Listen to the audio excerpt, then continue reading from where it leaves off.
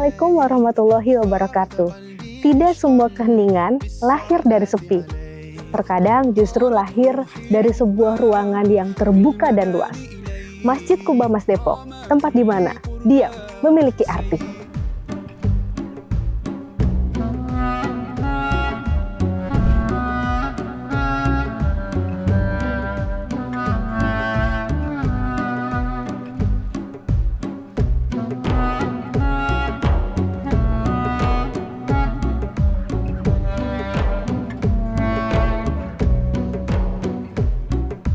Kubah-kubahnya berkilau, bukan karena ingin dilihat, tapi karena cahaya memang selalu mencari permukaan yang siap memantul.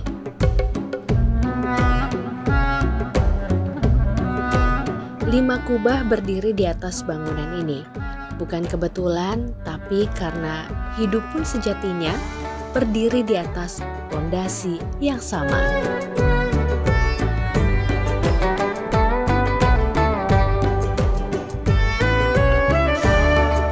Emas melapisi kubahnya, tapi emas di sini tidak berisik.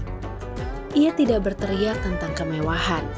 Ia hanya diam dan membiarkan kita bertanya, apa yang selama ini kita kejar?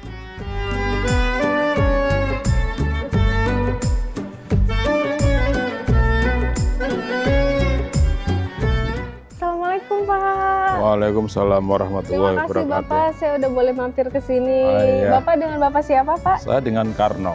Boleh sambil keliling apa sambil ngobrol ya? Karena Boleh? kayaknya luas banget ya Pak di sini ya Pak? Iya, ya, jadi luas area Masjid Kuba Mas ini hampir kurang lebih 50 hektar ya. 50 Semuanya, hektar? iya, semuanya. Wow.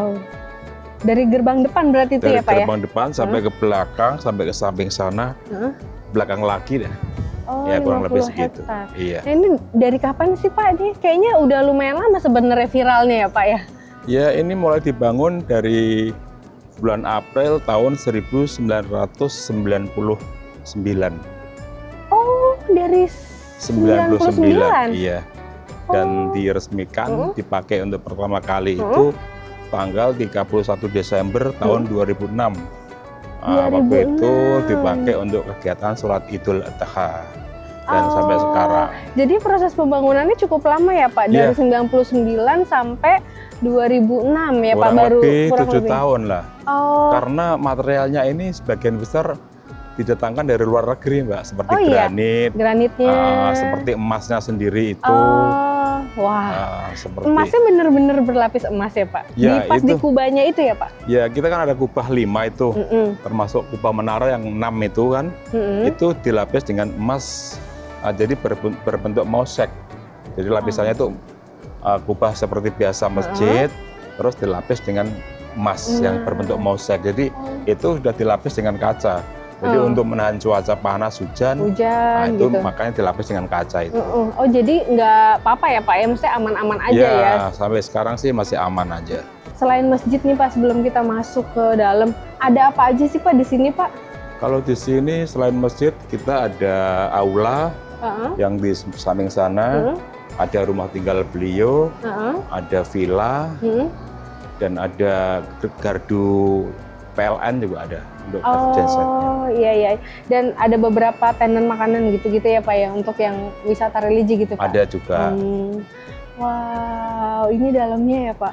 Bagus sekali Pak. Ini lampunya ada emasnya juga nggak Pak? Kalau itu gold plate Mbak ya, dan itu juga ditetangkan dari Austria. Oh, Masya Allah. Dan yang masang juga orangnya dari sana yang bikin di pabriknya. Oh. Jadi lampu ini beratnya 2,7 ton.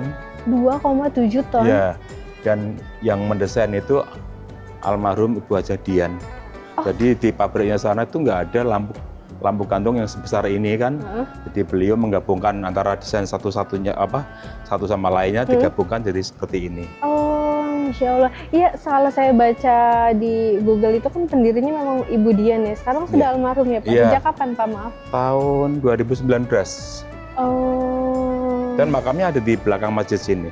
Oh gitu, di makamnya di sini. Saya pikir tuh kubah emasnya tuh cuman yang gedenya. Ternyata yang 6 itu juga dilapisi emas ya Pak? Jadi gini, kubahnya kalau kubah yang utamanya itu 1, terus ada kubah kecil-kecilnya 4, kan berarti 5. 5. Itu menandakan atau melambangkan rukun Islam.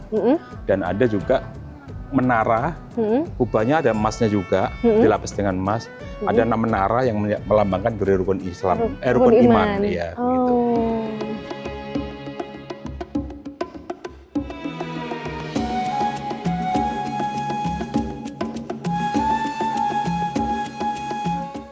Masjid ini luas, bisa menampung puluhan ribu orang. Tapi menariknya, di tempat seluas ini, kita justru sering merasa kecil.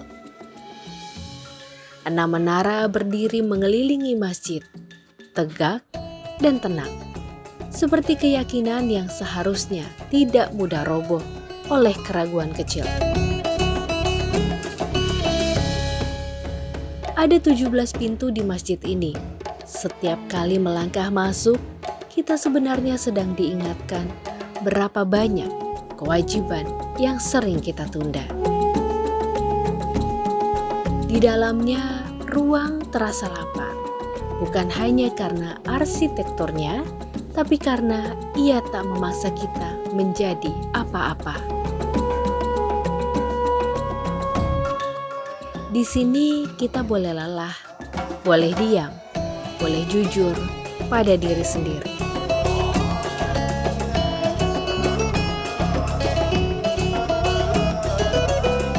Pas Ramadan ini, di sini tuh sholat tarawehnya 1 malamnya 1 juz bacaan imamnya. Oh, Masya Allah. Ya, dan untuk 10 hari terakhir, kami buka 24 jam Untuk itikaf ya, untuk Pak? itikaf. Wow. Kalau itikaf di sini luar biasa, Mbak, penuh semua.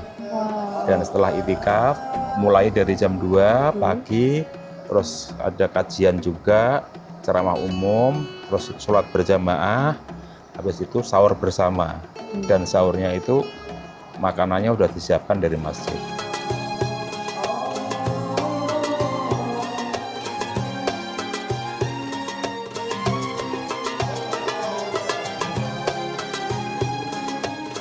Akhir zaman ini sudah banyak bangunan masjid yang megah-megah, tapi untuk pengisinya yang nggak ada. Itulah makanya termasuk saya pribadi juga saya mengajak seluruh kaum muslimin lah, mari kita makmurkan masjid dengan cara yaitu sholat berjamaah di masjid, mendatangi kegiatan-kegiatan yang ada di masjid.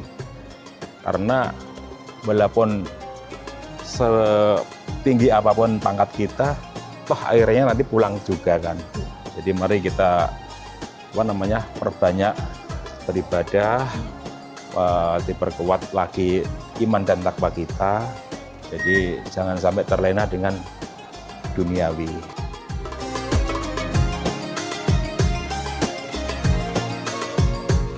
Masjid Quba Mas sering disebut megah, tapi kemegahan sejatinya bukan pada apa yang berkilau, melainkan pada apa yang membuat kita ingin lebih diam lebih lama.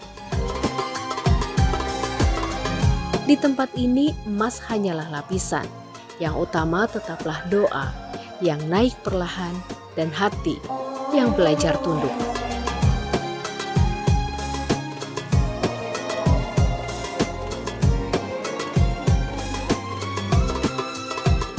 Masjid Quba Mas bukan tentang siapa yang membangun, bukan pula tentang berapa biayanya. Ia merupakan tempat yang mengingatkan kita betapa sibuknya dunia. Masih ada tempat untuk kembali pulang, untuk menjadi manusia seutuhnya. Wassalamualaikum warahmatullahi wabarakatuh.